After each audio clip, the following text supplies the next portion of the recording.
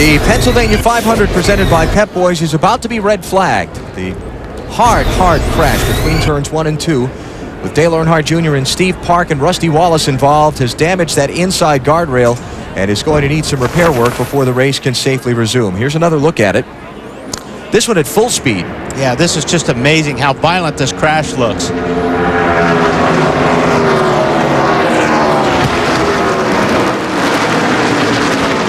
There again, there's a credit to the cars on how much protection there is around these cars right now. Steve Park was kind of tucked inside that safety cocoon, BP. Alan, I'm at the Team Roush Team Caliper 360 car, and let's look at what the driver sits in. Here the driver is in the seat. Then the seat, they've got these new seats that really hold the driver secure inside. And look at the roll cage that surrounds them. The bar here, so in case the car flips over on the roof or someone drives into it, they won't come down on the driver. The roll cage on the left side, 4 bars protecting the driver. This also, Dale Earnhardt at Talladega a few years ago, a car hit the windshield. That's when NASCAR insisted they put this Earnhardt bar in the windshield to keep debris from going inside on the driver. And and you see the window net? It comes down. That's the way that they can get to the driver more easily. The window net was an invention of Richard Petty. Back in about 1970, he flipped at Talladega, and he was just flipping through the air like Steve Park was doing. His arm flew out the window. The next race that he goes to, Richard Petty has the window net. NASCAR thought it was such a good idea. Now all the cars have a window net. Matt?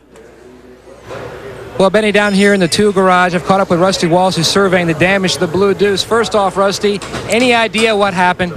Not really. On the start of the race, the 48 just didn't get a good start. I passed him going into 1. Everything was fine. Went through 1, went through 2, and I come down the back straightaway, and all of a sudden, I just get nailed in the right rear quarter panel, and I don't know what happened, to tell you the truth. And into the wall, and that was it. And this is a tough place for spotters going down into 1. They can't quite get a good feel, and also off down by the tunnel turn, too. Yeah, you can't really rely on a spotter. I mean, spotters are... You're supposed to drive the race car yourself. I can't put a responsibility onto a spotter. Evidently, they're telling me Steve Park had a run on me. And as I was coming down the back straightaway and fading up towards the wall, he had a good run on me, got his nose in on the right side, and just wedged himself in there, and that was it. But not much you can do about it. Well, they certainly are disappointed. They're certainly trying to fix this race car to get back out for points, Alan. We are under the red flag here at Pocono. You see the field has been parked on pit road. Ricky Rudd, the leader, the first car on line there, but the race will be stopped so that repairs can be effected to that inside guardrail between turns 1 and 2 where Steve Park and Dale Earnhardt Jr. crashed. Fortunately, the guardrail gave. No question that helped the severity of the crash, but now it's going to need to be repaired before racing can safely be resumed once again. Bill? Alan, Benny talked about all the safety innovations currently in these NASCAR Winston Cup machines, but safety innovation continues day in and day out.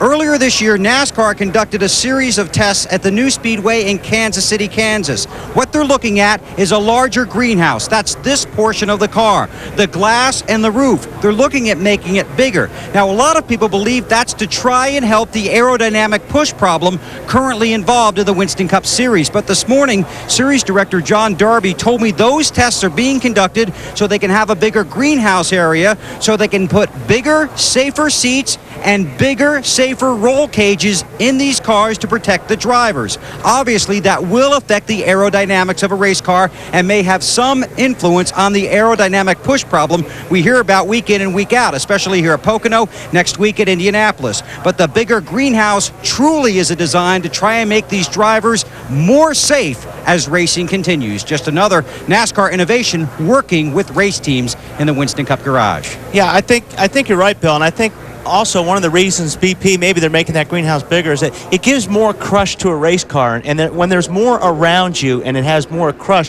it absorbs more energy, and I think that's maybe what they're looking at as well. And I think a lot of guys need that larger greenhouse. I'm talking about Michael Waltrip, who's what, 6'5" or something. Sure, maybe it's not a big deal to Jerry Nadeau at 5'7", 5'8", but you take a guy 7-8 inches taller inside that car, his head almost into the roof, so he needs that roof to be 2 or 3 inches higher. I think it's a great thing to do if they can just do it. All right, Marty, what's Junior having to say? Relief, I guess. I would say he is relieved just from the infield care center. First of all, what did you see from your windshield, Junior? Well, we come off the corner and Jimmy Johnson got on the inside of Rusty, and Rusty moved up, and he was just maybe an inch or two of not being clear of Steve, and Rusty got turned in the wall, and Steve, just come down in the path of my car, and I got into the side of him and slid through the grass. I knew that I kind of had him pinned, and I knew when we hit this guardrail it was going to be big, so I'm just glad Steve's all right. And anybody else, I guess, that was involved, I didn't really see anything else going on, but bad wreck for Steve, bad day for the Pennzoil team. We probably had to get the Bud car back out, but those guys in that yellow car really need a good run today. Hey, Marty. You're disappointed for all of DEI, but you're okay, and in what Steve condition right now? Oh, Steve's fine. He just couldn't really get out of the car. They got all these big old headrests these days, and there are some drawbacks. So, we're going to look at maybe shorting his headrest up so when he, if you're ever in that situation again, you want to be able to get out.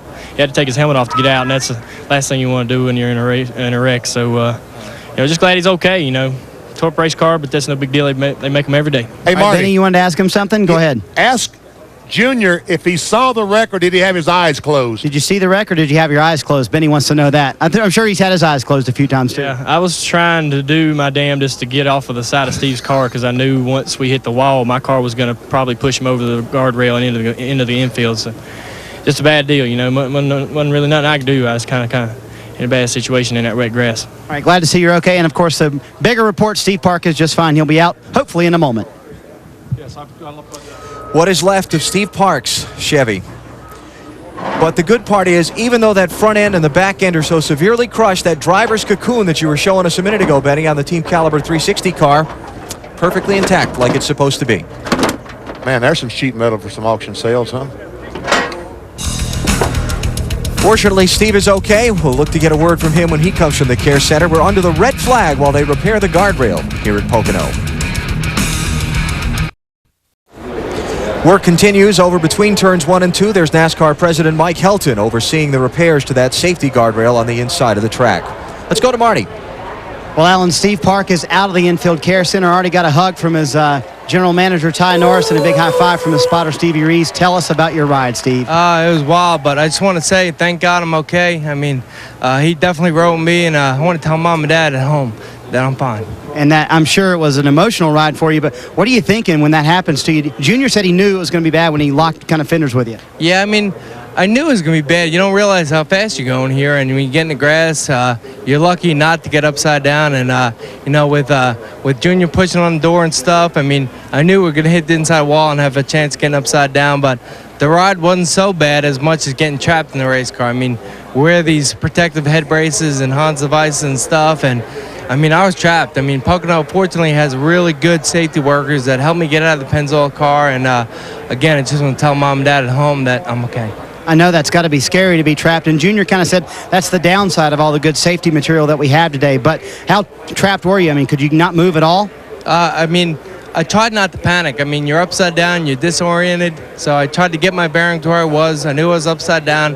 And then I knew how to release the seat belts and not hit my head on the top of the car. And, I mean, trying to get your feet out and get situated enough to get out of the window of the car is tough with all those devices that are in the car. I mean, they save you as long as you're right side up. When you're upside down, it's real tough to get out of the car. And, I told Junior in the ambulance, I'm like, thank God that car didn't go on fire. He said, man, I was right there. I wouldn't let that happen. He said, if I had to push that car over myself and pull you out, I would have. So, I mean, again, just thank the God that I'm fine. And I know Mom and Dad at home. Just want to tell them I'm fine too. And I know Junior was a welcome sight to you. What did he say to you when he first came up to the car?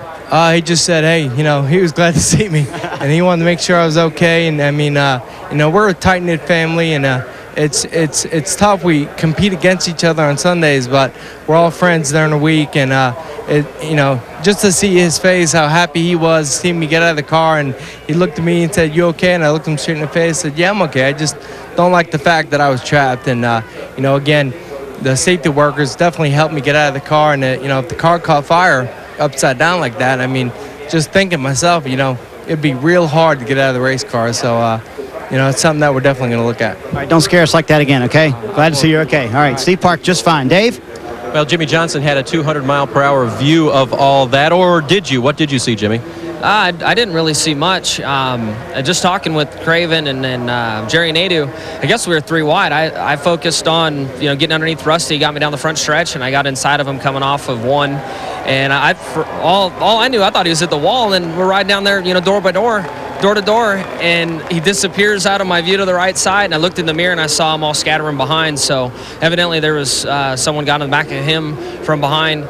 Something happened there. I guess I saw a yellow nose in my mirror when everything started happening. I assumed that Steve, looking at the wild ride he went through, but sounds like everybody's okay, and we don't have a scratch in the Los Monte Carlo, so we should be in good shape. Okay, yeah, so you nothing touched between you and Rusty at all. All of a sudden he was just gone.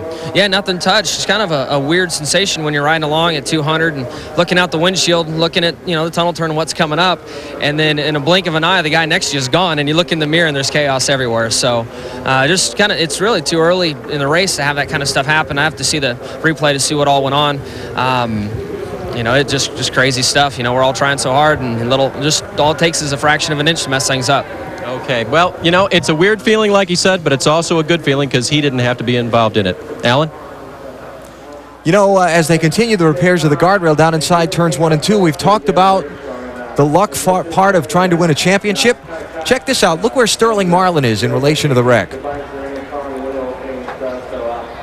Right behind it. Watch them all scatter around it, and he just comes right through the center of it, just clean as you please. Right behind Ricky Craven. Yep. Looked like Ricky Craven was a guy that might have had a little bit of contact. I don't know if they were awfully close to Junior, and Steve Park were very, very close to the 32 tide ride. I don't know if there was any contact or not. I think you might be right, BP. It looks like the 32 car may have been in the back of the 1 car a little bit. But watch the silver car. Watch Sterling Marlin there. The bubble's over the top of his car, and watch how close he comes to being involved in this and turning his championship picture inside out. Right there in the middle of it.